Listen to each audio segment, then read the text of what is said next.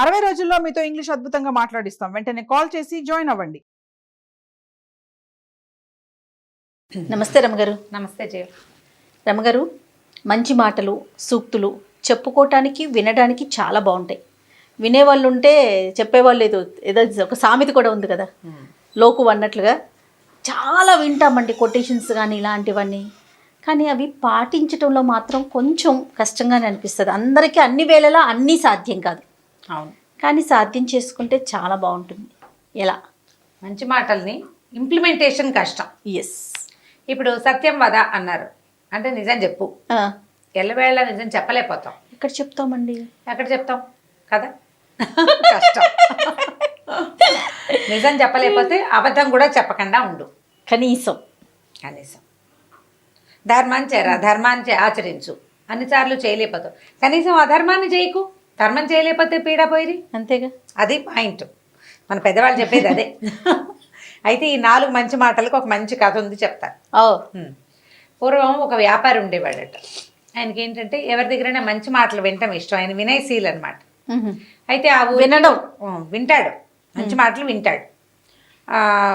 ఎవరైనా వస్తే మంచి మాటలు చెవినేసుకోవడానికి గుళ్ళోకి వెళ్ళి తర్వాత హరికథలు విని అలా చేసేవాడు. అయితే ఏమైందట, ఒకసారి ఒక సాధువు ఆ ఊరు వచ్చాడు. ఈయన పోయి ఆయన దర్శనం చేసి ఏదో పండో ఫలమో సమర్పించి దండం పెట్టాడు. అయ్యా ఏదైనా ఒక మంచి మాట చెప్పండి అన్నాడు. అనేసరికి ఆయన అన్నాడు, మంచి మాటలు ఉచితంగా చెప్తే నెత్తికెక్కవు నాయన, డబ్బులు ఇచ్చి చెప్పించుకో. మంచి మాటకి 100 రూపాయలు అన్నాడు. నీకు ఉచిత సలహా చెప్తే ఉచితంగానే పోతుంది అది. అదే నువ్వు డబ్బులు ఇస్తే ఏం మాట్లాడాలో నువ్వు అదే మాట్లాడతావు, ఏం తెలుసుకోవాలో అదే తెలుసుకుంటావు, అక్కర్లేని మాటలు ఉండవు కదా. అందుకని ఇలా అడిగేసరికి ఆయన అన్నాడు, అలాగే 100 రూపాయలు ఇస్తాను మాటకి. సరే, ఆయన ఏం చెప్పాడంటే మొదటి వాక్యం, సామాన్యుడు ఎవడైనా గొప్పవాడయ్యాడు అనుకో, వాడిని సామాన్యుడిగా ఉద్దేశించి మాట్లాడకూడదు, గొప్పవాడిగానే గుర్తించాలి. అది నీకు మంచిది. నీతో పాటు ఉన్నవాడు పెద్ద వ్యాపారస్తుడు అయ్యాడు, ఏమా అనకూడదు, ఏమండి అని మాట్లాడాలి. సంబోధన మర్యాదగా ఉండాలి. నువ్వు గొప్పవాడి అన్నట్టుగానే ఉండాలి. వాళ్ళే దిగి మన ఇద్దరం స్నేహితులను చిన్నప్పటి నుంచి అనేవాడంటే ఓకే, నువ్వు అనకూడదు. సామాన్యుడిని పెద్దవాడైతే పెద్దవాడుగానే గుర్తించాలి, కానీ వీడి ఇది వరకు సామాన్యుడు, మా వాకిట్లో తిరిగేవాడు ఏరావరే అని అనకూడదు అని చెప్పాడు. ఈయనకి చాలా నచ్చింది. మనతో ఉన్న ఒక సామాన్యుడు గొప్పగా అయిపోవటం ఎంత బాగుంది అనుకుని, అయ్యా ఇంకొక మాట చెప్పండి. మళ్ళీ 100 అన్నాడు ఆయన. అలాగే అని ఇంకో 100 రూపాయలు చేతిలో పెట్టాడు. ఈయన ఏమన్నాడంటే, ఎప్పుడు ఇతరుల రహస్యాలు బహిరంగపరచద్దు నీ అంతటా నువ్వు. నీకు తెలుసు, నీ చుట్టుపక్కల వాళ్ళకు కూడా తెలుసు అనుకో, వాళ్ళందరూ మాట్లాడినా నువ్వు మాట్లాడద్దు. ఇతరుల రహస్యం ఎప్పుడు నీ నోటితోటి నువ్వు చెప్పకూడదు. ఇది చాలా వ్యాలిడ్ పాయింట్. మనం డిస్కస్ చేయడానికో, ఎవరికైనా చెప్పడానికో, లేకపోతే దాని గురించి మనం తెలుసుకోవటానికో ఎవరికైనా చెప్పామంటే అది పెదవి దాటితే పృథివీ దాటితే చాలా ఇబ్బందులు వస్తాయి దాంతో. అందుకని ఇతరుల రహస్యాలు చెప్పకూడదు. ఈయనకి ఇది కూడా బాగుంది, బాగా నచ్చింది. అయ్యా ఇంకొక మాట చెప్పండి అన్నాడు. జేబు చూసుకున్నాడు, డబ్బులు ఉన్నాయి. ఇంకో 100 రూపాయలు చేతిలో పెట్టాడు. ఈయన ఏమన్నాడంటే, పని వాళ్ళతో చేయించగలిగే పనిని వాళ్ళతో చేయొచ్చు, నీ సమయాన్ని వృధా చేసుకోబోక. వ్యాపారస్తుడు కదా ఈయన, అన్ని పనులలోకి దిగి నువ్వు చెయ్యొద్దు. వాళ్ళు ఎవరో చేస్తారు, నీ దగ్గర పనివాడు ఉన్నాడు, గుమాస్తా చేయాల్సిన గుమాస్తాతో చేయొచ్చు. అది ఎలా చేయాలో నువ్వు అక్కడ నిలబడి దగ్గరుండి చేయించి సమయం వృధా చేసుకోబోక. ఇది వ్యాపారానికి ఉపయోగపడుతుంది. అవును, వ్యాపార లక్షణం కదా అది. మనం ఇంకా కొంత ఆలోచించుకోవచ్చు. మన సమయాన్ని వృధా చేసుకోకుండా నీ పని నువ్వు చేసుకుంటావు, వాడి పని వాడు చేసుకుంటావు. సూపర్, బాగుంది. ఇంకో 100 ఇచ్చాడు. ఇంకొక మాట చెప్పండి, ఇదే ఆఖరి. ఆయన దగ్గర 400 ఉండే, 400 ఇచ్చేసాడు. అప్పుడు ఈయన ఏమన్నాడంటే, నీ మనసుకి నొప్పి కలిగిన చోట ఉండద్దు. నీకు మనసుకి చాలా కష్టంతో వచ్చింది, ఇంకక్కడ ఉండద్దు, వెళ్ళిపో అని చెప్పాడు. 400 ఇచ్చి ఈ 4 మంచి వాక్యాలు తెలుసుకున్నాడు ఆయన. ఇది అందరికీ పాఠమేనండి, అందరికీ పాఠమే. ఇందులో నుంచి నేను కూడా పాఠం నేర్చుకున్నాను. చాలా అత్యద్భుతమైన పాఠం ఇది. సరే, బాగుంది. అయితే ఏమైంది, కొంతకాలం అయ్యాక ఈ వ్యాపారస్తుడికి బిజినెస్లో నష్టం వచ్చింది. అక్కడ అకాల వర్షాలు వచ్చి ఈయన తాలూకు ఓడలు మునిగిపోయినాయి, బళ్ళు విరిగిపోయినాయి, డబ్బంతా పోయింది. ఇదో కొద్దిగా ఉంది. నేను ఏమనుకున్నాడంటే, ఈ పువ్వులు అమ్మిన చోటే కట్టెలు అమ్మకూడదు, అంతేగా వేరే ఊరు వెళ్దాం అనుకున్నాడు. వేరే ఊరు వెళ్ళడానికి ఏమైంది, ఇంకా పెద్దగా భార్య సంతానం సంసారం ఏం లేదు. ఈయనకు ఒక గుమాస్తా ఉన్నాడు. ఆ గుమాస్తాని నేను కూడా వస్తాను దొరగారు, మీరు ఎక్కడికి వెళ్తే నేను కూడా అక్కడికి వస్తానండి అన్నాడు. ఎలాగో సహాయం కావాలి కదా, ఏవో 2 బళ్ళు కట్టుకున్నారు, ఉన్న సామాన్లు అందులో ఎక్కించుకుని పొరుగు రాష్ట్రానికి బయలుదేరారు. ఇంకో రాజ్యానికి, పొరుగు రాష్ట్రం కాదు, ఆ రోజుల్లో రాజ్యాలు ఉండేవి. రాజ్యానికి వెళ్తే సరే ఆ రాజ్యపు ఊరి మొగదల్లో ముందు రోజు రాత్రే విశ్రాంతి తీసుకున్నారు. అయితే ఈయనేమనంటే ఉన్న దగ్గర డబ్బులేవో అబ్బాయికి ఇచ్చి పొద్దున్నే అబ్బాయి ఊళ్ళోకి వెళ్ళి ఏదైనా తినడానికి దానికి ఆహార పదార్థాలు ఏర్పరచుకురా, పూటకోళ్ళ వసతి ఉందేమో చూసిరా, మనం వెళ్ళి ఉండడానికి వీలేదో ఉందో 4 కనుక్కురమ్మని కాస్త డబ్బులు చేతిలో పెట్టాడు. ఈ గుమాస్తా కుర్రాడు ఆ డబ్బులు పుచ్చుకుని ఊళ్ళోకి వెళ్ళాడు. దైవవశాత్తు ఆ ఊరు రాజుగారు ముందు రోజు కొద్ది రోజుల ముందు పోయారు. ఆయన దినకర్మలన్నీ అయిన తర్వాత ముహూర్తం పెట్టుకున్నారు. ఈ రోజు ఉదయం నగర ప్రవేశం మొట్టమొదట ఎవరు చేస్తారో వాడే మన రాజు అని నిర్ధారించుకుని ఉన్నారు వాళ్ళు. తెల్లవారంగానే నగర ప్రవేశం చేశాడు వ్యాపారస్తుడు గుమాస్తా. ఆయన్ని కనపడంగానే ఓహో దొరికేశాడు మనకు రాజన్నారు కుర్రాడు. చిన్న వయసు వాడైతే 4 నేర్పించుకోవచ్చు, చూడ్డానికి బాగానే ఉన్నాడు, కొంచెం లెక్క డొక్క తెలిసిన వాడు, ఒక శుద్ధి ఉంది వాడికి, 4 ముక్కలు వచ్చు. ఇక దండేశారు, దండం పెట్టారు, చేశారు, తీసుకెళ్ళిపోయారు. మధ్యాహ్నం అయింది, ఆకలికి నకనకలాడిపోతున్నాడు వ్యాపారస్తుడు. ఏవో మరవరాలు అటుకులు ఉంటే 2 నోటో వేసుకున్నాడు. ఈ అబ్బాయి రావటల్లా. ఏమైందో ఏదో ప్రమాదం వాటిల్లిందా కుర్రాడు, వాడు డబ్బులు పుచ్చుకుని పారిపోయే రకం కాదు, ఇంత దూరం వచ్చాడు కదా మనతో పాటు. సరే ఈయన లోపలికి బయలుదేరి వెళ్ళాడు. వెళ్ళేసరికల్లా ఊరంతా కోలాహలంగా ఉంది. కొత్త రాజు గారు బాగున్నాడు అంటున్నారు, అదంటున్నారు ఇదంటున్నారు. ఎవరండి కొత్త రాజు, ఏమిటి ఇవాళ ఏమన్నా సింహాసనం పట్టాభిషేకం చేశారా ఏమిటంటే, ఇలా రాజుగారు గతించారు. ఆయన దినవారాలు అయిపోయాక తొలుత ఊళ్ళోకి ప్రవేశించిన కొత్తవాడికి రాజ్యం ఇవ్వదలుచుకుని ఉన్నాము. ఇవాళ పొద్దునే ఒక కుర్రాడు వచ్చాడు, అతన్ని రాజుని చేశామంటే తన గుమాస్తాయే రాజు అయ్యాడని ఆయనకు అర్థమైంది. గబగబా మెల్లిగా అంతఃపురాన్ని అక్కడికి రాజప్రాసాదం దగ్గరికి వెళ్ళి నేను ఫలానా అని చెప్పాడు. చెప్పేసరికి లోపలికి కబురు వచ్చింది. కుర్రాడు చెప్పాడు కదా, గుమాస్తా రాజైన గుమాస్తా ఏం చెప్పాడు, ఒక వ్యాపారస్తుడితో కలిసి వచ్చాను, ఆయన ఊరు బయట విడిశాడు అని చెప్పాడు. ఆయన విడిది అక్కడ ఉంది కదా, బళ్ళు అక్కడ ఆపుకున్నాడు. సరే లోపలికి వెళ్ళి ఈయన ఏం చేశాడు, లోపలికి వెళ్ళగానే తన గుమాస్తా రాజబట్టల్లో చక్కగా సింహాసనం మీద కూర్చుని ఉన్నాడు. ఈయన గుర్తొచ్చింది, 100 రూపాయలు ఇచ్చి ఒక మంచి మాట కొనుక్కున్నాడు. తను మొదటి వాక్యం ఏమిటి, సామాన్యుడు గొప్పవాడైతే అతన్ని సామాన్యుడిగా కాకుండా గొప్పవాడిగా పరిగణించాలి. నమస్కారం మహారాజా అని పలకరించాడు. ఆ మహారాజా అయిన కుర్రాడికి ఏనుగొక్కినంత సంతోషం వచ్చింది. మహారాజా అయిన సంతోషం కంటే తన యజమాని తనని మహారాజుగా గుర్తించిన పాయింట్ వ్యాలిడ్ పాయింట్స్ అన్నమాట. అత్యద్భుతమైంది. ఆయన చాలా గౌరవించి, ఈయన నాకు ఒకప్పటి యజమాని, నాకు అన్ని చదువు అంటే అన్ని విద్యలు, వ్యాపారం చేయటం, అందులో మెళకువలు ఈయనే నేర్పించాడు, ఈయన నా మంత్రిగా ఉంచుకుంటానని ప్రకటించాడు. ఈయన అక్కడ మంత్రి అయిపోయాడు. ఈయన అక్కడ వ్యాపారం కోల్పోయి వచ్చాడు కదా, సరే ఓ ఇల్లు వాకిలి ఏవో అలాట్ చేశారు, మంత్రులకు ఇచ్చేవి కొత్త మంత్రి గారికి కూడా ఇచ్చారు.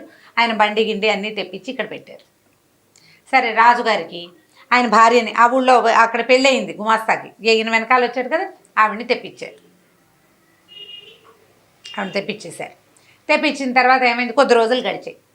ఒకరోజు ఈ రాజుగారు ఇప్పుడు ఈ గుమాస్తా కుర్రాడు భార్యని అక్కడ వదిలిపెట్టి ఇక్కడికి వచ్చాడు. ఈయనతోటి ఆ భార్యకి అక్కడ ఎవరితోటో ఫ్రెండ్షిప్లు ఉన్నాయి. ఆ అమ్మాయి ప్రవర్తన అంత మంచిది కాదు. ఇక్కడికి వచ్చాక ఇక్కడ కూడా కొద్దిగా స్నేహాలు చేసింది.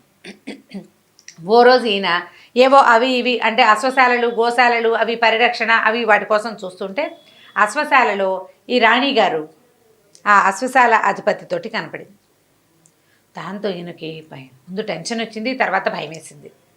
ఇతరుల రహస్యాలు బహిరంగపరచకూడదు, అందుకని ఏం చేశాడు ఆయన, తన భుజం మీద ఒక శాలువ ఉంటే వాళ్ళు ఎవరికి కనపడకుండా వాళ్ళు ఉన్న గది దగ్గర ఆ శాలువ గుమ్మాన్ని ఇట్లా కర్టెన్లాగా పెట్టేసి వచ్చేసాడు. వచ్చేసేసరికల్లా ఆ అమ్మాయి చూసుకుంది, ఇక్కడ శాలువ ఉందంటే ఖచ్చితంగా ఎవరో మన చూశారు అని అనుకుని ఈ శాలువ ఎవరిది వాకపు చేసింది కొత్త మంత్రి గారికి అని తెలిసింది. కొత్త మంత్రి గారు రాజుగారికి పూర్వపు ఓనరు, పూర్వపు సేటు. ఈవిడేం చేసింది, మీ మంత్రి గారు దుష్ప్రవర్తన, నాతోటి సరిగ్గా ప్రవర్తించలేదు, నన్ను ఏదో అన్నాడు, నాతోటి సరిగ్గా చేయలేదు అని చెప్పేసి భర్తకి చెప్పింది. చెప్పేసరికల్లా ఇప్పుడు ఏం చేయాలి, ఈయనేమో ఇదివరకటి యజమాని, అయ్యో ఈయన ఇలా అయ్యాడా, ఇప్పుడు ఏమిటి ఇల్లు వాకిలి వచ్చి మంత్రి పదవి వచ్చేసరికి ఈయన ఇలా అయిపోయాడు అనుకుని రాజుగారికి చాలా కోపం వచ్చింది. ఏం చేశాడు, ఆయన డైరెక్ట్గా శిక్షించకూడదు, ఎందుకంటే తన పూర్వపు యజమాని, తనే మంత్రిని చేశాడు, బాగుండదు, పరుగు పోతుంది. అందుకని ఆయనకి ఏం చెప్పాడంటే మీరు ఒక పని చేయండి, కసాయి కొట్టుంది మనకి కోటని ఆనుకుని అవతల వైపు, అక్కడికి వెళ్ళి మాంసం కొనుక్కురండి అని చెప్పాడు. ఆ కసాయి కొట్టువాడికి ఏం చెప్పించారు, మాంసం కొనడానికి వస్తాడు, ఆయన్ని చంపేయమన్నారు. ఆయనేమనుకున్నాడు, మూడో మాట ఉంది కదా, మూడో మంచి మాట, 300 రూపాయల నోటు ఇచ్చి కొనుక్కున్నాడు. పని వాళ్ళు చేయగలిగే పని వాళ్ళతో చేయొచ్చు, నీ కాలం వృధా చేసుకోవద్దు. మాంసం కొనటం పెద్ద పనే, సైనికుడిని పంపిస్తే సరిపోతుంది. సరే ఏం చేశాడు ఈయన, ఆ వాకిట్లో పనిచేసే ఓ సైనికుడిని, అరే అబ్బాయి ఆ కసాయి కొట్టు నుంచి మాంసం కొనుక్కురారా, అది పట్టుకెళ్ళి రాజుగారికి ఇవ్వు, ఫలానా లేడి మాంసం కావాలట అని చెప్పాడు. వీడు పోయి సైనికుడు అక్కడికి వెళ్ళేసరికి ఆ కసాయి కొట్టు వాడికి ఏం తెలుసు, లేడి మాంసం అని ఎవడడిగితే వాడిని కొట్టేయాలి, అంతే. ఆ సైనికుడిని కొట్టేసాడు వాడు. ఈ లోపల ఏమైంది, ఈ అశ్వశాలాధిపతి ప్రవర్తన మంచిది కాదని వేగుల వాళ్ళ ద్వారా ఈయనకి ఖబరు వచ్చింది, రాజుగారికి ఖబరు వచ్చేసరికల్లా ఆయన దుష్ప్రవర్తన ఎవరితోటని వాకపు చేస్తే అది తన భార్యేనని తెలిసిపోయింది. అయ్యో నేను ఇంత పొరపాటు చేశాను, మంత్రి గారిని చంపేశానే వృధాగా అని అనుకుని ఆయన చాలా దిగులు పడుతున్నాడు. ఏం చేయాలో తెలియలే. ఒకప్పటి నా యజమాని నన్ను ఎంతో గౌరవించాడు, నన్ను అక్కడ ప్రేమగా చూసుకున్నాడు, ఇక్కడ గౌరవించాడు. వీడు నా దగ్గర పనిచేసిన వాడుని ఒక్కనాడు కూడా అనలా. అంత మంచివాడిని నేను ఈ పని చేశానే అని చాలా దిగులు పడ్డాడు. దిగులు పడి ఏం చేశాడు, ఆయన ఆలోచిస్తుండగా మంత్రి గారు వచ్చాడు. చూసరికల్లా అయ్యా మీరు బతికే ఉన్నారా అంటే ఎప్పుడు ఆయనకు అర్థమైందనమాట. అతను రాజుగారు ఏమడిగాడంటే, మీ శాలువ ఫలానా చోట ఎందుకుంది, మీరు అక్కడికి వెళ్ళారా అని అడిగితే అప్పుడు ఈయన ఏం చేయాలో తెలియక, నేను అక్కడ ఒక చూడకూడని దృశ్యం చూశాను, ఎవరైనా చూస్తారని శాలువ అడ్డం పెట్టాను అని చెప్పాడు. చెప్పేసరికల్లా రాజుగారు తను కన్ఫెస్ చేసేసాడనమాట, ఇలా జరిగింది, నా భార్య నన్ను ప్రోత్సహించింది, ఆవిడ మోసం చేసింది, నన్ను మీకు ఎగనెస్ట్గా మీకు వ్యతిరేకంగా నన్ను ప్రోత్సహించింది, అందుకని నేను మిమ్మల్ని ఇంకేం శిక్ష విధిస్తే అవమానకరంగా ఉంటుందని కసాయివాడికి చెప్పాను, మిమ్మల్ని అక్కడికి పంపిద్దాం అనుకున్నాను. భగవంతుడు నా ఎందుండి నన్ను ఇంత పాపం చేయకుండా నన్ను తప్పించాడు, నన్ను క్షమించండి అని కాళ్ళు పట్టుకున్నాడు. ఆయన పర్వాలేదులే నాయన, ఎలా జరగాల్సి ఉంది అది అలా జరుగుతుంది, నేను 100 రూపాయలు ఇచ్చి కొనుక్కున్నాను మాటల్ని, కొనుక్కున్న ప్రతి సలహాని నేను ఉపయోగించాను. ఇప్పుడు 4వ సలహా ఉంది కదా, మనసు దెబ్బతిన్న చోట గాయపడిన చోట ఉండద్దు. ఎంత బతిమిలాడినా రాజు వ్యాపారస్తులకు ఇంక అక్కడ ఉండాలి. మంత్రిగా కొంతకాలం పనిచేసి తను సంపాదించుకున్న సొమ్ముని 2 బళ్ళకి ఎత్తించుకుని ఆ ఊరు నుంచి బయటికి వెళ్ళిపోయాడు. ఈ 4 మంచి మాటల్ని అతను వాడుకున్నాడు. మనం ఇలాంటిదే ఇదివరకు ఒక కథ అవునండి, దగ్గరగా ఇలాంటి కథే. ఎప్పుడైనా ఏదైనా కొన్ని మంచి వాక్యాలు మంచి మాటలు ఉచితార్థం లభించాయి అనుకో, ఉచితంగా ఉన్న మాటల్ని మనం లెక్కే చేయం, దానికోసం మనం పే చేయాల్సి వస్తే డబ్బంటల్లా. నేను ఒక దెబ్బ తిని నేర్చుకున్నామనుకో, ఒక మంచి విషయం బాగా గుర్తుంటుంది, భలే గుర్తుంటుంది, ఎంత బాగానో గుర్తుంటుంది. గుణపాఠాలు అంటారు వాటిని. జీవితం గుణపాఠాన్ని నేర్పిస్తుంది, ఆ పాఠాన్ని అనుసరించి ప్రవర్తిస్తాం. ఉచిత సలహాలు పెద్దగా ఉపయోగపడవు, కానీ ఇలాంటివి అంటే మన మూల్యం చెల్లించి తీసుకున్న సలహా ఉంది చూసావా, అది బాగా ఉపయోగపడుతుంది. మంచి వాక్యాలకి పూర్తిగా పాటించలేకపోయినా తదనుగుణంగా వ్యవహరించడం తెలుసుకోవాలి. మనం అనుగుణంగా వ్యవహరిస్తే జీవితం సజావుగా వెళ్తుంది. 100% చేయలేకపోతాం, కనీసం దానికి దగ్గరగా ప్రయత్నం అన్నా చేస్తే కనీసం ముందుకెళ్ళగలుగుతాం, చక్కగా ఉంటుంది జీవితం. చాలా బాగుంది రమ్మ గారు, అద్భుతంగా ఉంది. మంచి కథ కదా, మంచి కథ. నమస్తే. నమస్తే. ఈ వీడియో కనుక మీకు నచ్చినట్లయితే లైక్ చేయండి, షేర్ చేయండి. మరిన్ని ఇంట్రెస్టింగ్ వీడియోస్ కోసం మా ఛానల్ని సబ్స్క్రైబ్ చేసుకోండి.